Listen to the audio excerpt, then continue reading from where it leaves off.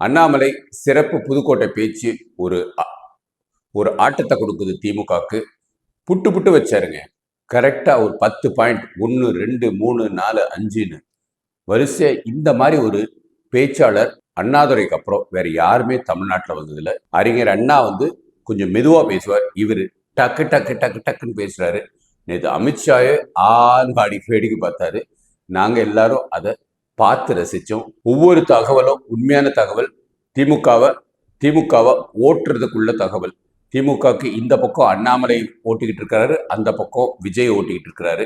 ஓட ஓட துண்டக்கான துணியக்கான விரட்டிடுவாங்க. ஸோ அண்ணாமலையோட பேச்சு கட்டாயம் பாருங்க, சிறப்பா இருக்கு.